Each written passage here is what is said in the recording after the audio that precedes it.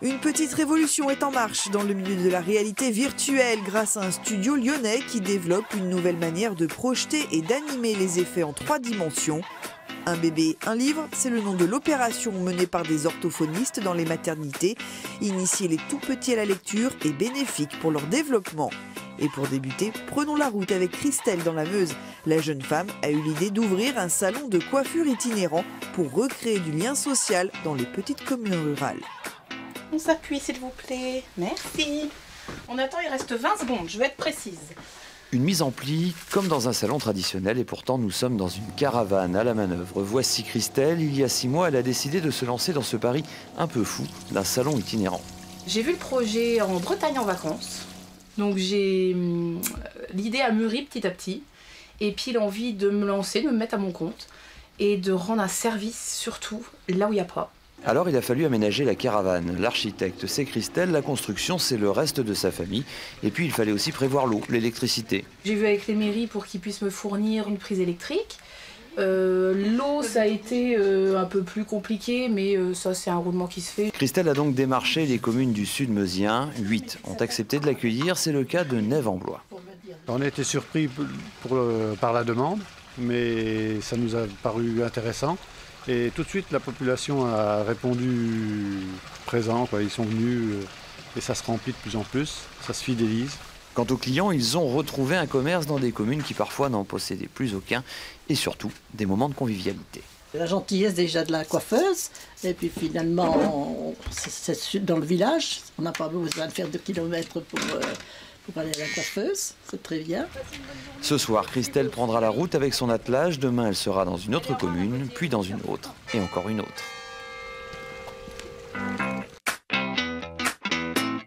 Chaque année, des associations d'orthophonistes organisent partout en France l'opération Un bébé, un livre pour lutter notamment contre l'illettrisme.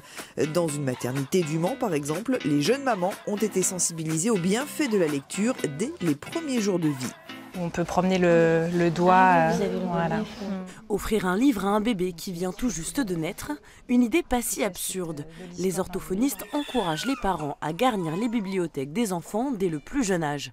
L'initiative peut surprendre, mais séduit les parents. Pour l'imagination, pour l'élocution, pour qu'elle puisse apprendre plein de choses par les livres et pas que par la télévision. Car c'est bien là le problème. Tablettes, télévision, smartphone, les écrans se multiplient et prennent de plus en plus de place dans les maisons. Mais le livre est bien plus efficace pour favoriser le développement de l'enfant. Dès tout petit, le livre peut être proposé à l'enfant comme objet vraiment de manipulation, de stimulation visuelle, auditive, comme support à la communication.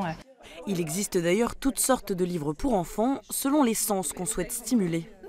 Et comme il est tout petit, j'ai pris un plutôt en tissu. Comme ça, il va pouvoir l'avoir partout. Et puis, il est tout doux. Et en plus, il est très sensoriel. En fait, il y a des matières à l'intérieur. Reste à filer à la librairie pour remplir les étagères et créer des moments de tendresse et de câlin avec bébé autour de la lecture.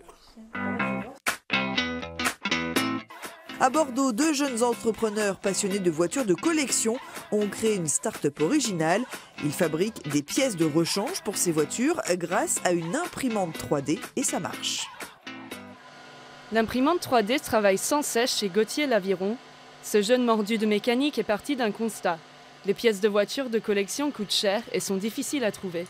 Il crée alors sa start-up depuis son appartement. L'objectif, reproduire des pièces défaillantes.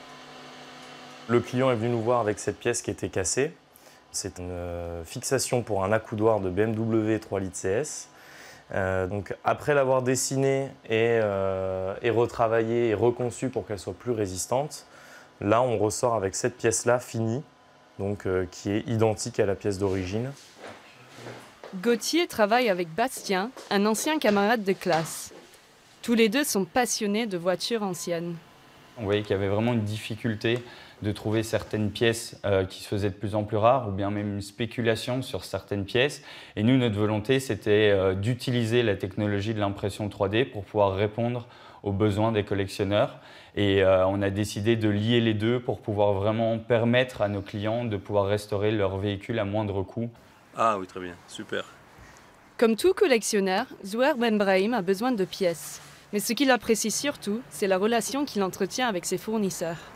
C'est quand même très intéressant d'avoir quelqu'un qui est capable de reproduire cette pièce à l'identique et surtout de pouvoir discuter de ce mini-projet qui peut devenir un projet plus important avec quelqu'un en chair et en os et puis qui va partager avec vous cette passion. De l'innovation technologique au service des nostalgiques, aucun sous-traitant, tout est fait à Bordeaux. On termine par cette innovation technologique développée par le studio Théorise basé à Villeurbanne près de Lyon.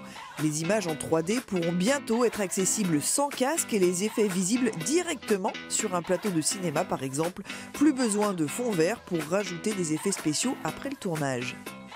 A priori, cette voiture qui nous fonce dessus est tout sauf réelle. Et pourtant, on a vraiment l'impression qu'elle nous passe dessus. Pareil pour ce couloir. L'illusion de rentrer à l'intérieur est totale. Cet effet 3D sans porter de lunettes est l'œuvre du studio villeurbanais Théorise.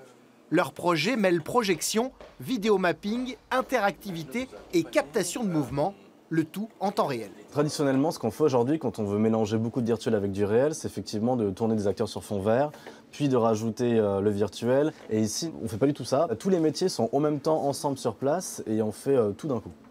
Pour que notre caméra puisse voir ces effets de profondeur, il a fallu l'équiper d'un capteur comme celui-ci qui adapte l'univers projeté à son angle de vision. Mais pour que l'illusion soit totale, il faut ensuite que les gestes du comédien interagissent avec les infographies. Et ça, c'est le rôle de ces détecteurs de mouvement. Tous ces capteurs, vous allez le voir, je vais pouvoir pousser le mur avec un peu de retard. Et là, il y a une ville qui se déclenche derrière moi. On va pouvoir pousser le deuxième mur. Waouh! Et vous avez tout un univers 3D qui va réagir en fonction de mes mouvements et en fonction du mouvement de la caméra. Théorise s'est fait connaître lors de la Fête des Lumières 2013 en animant la fresque des Lyonnais. Ce projet de recherche devrait faire basculer le studio dans une autre dimension. On pense que pour des clips de musique, c'est très pertinent. Et aussi pour du plateau télé, c'est vraiment un monde différent et nouveau pour nous. C'est le monde de l'image, c'est le monde du cinéma, c'est le monde de la production audiovisuelle. Et on est très content de défricher ce nouveau territoire. Un saut dans l'inconnu pour le studio qui espère avec ce concept innovant convaincre rapidement des artistes ou des acheteurs.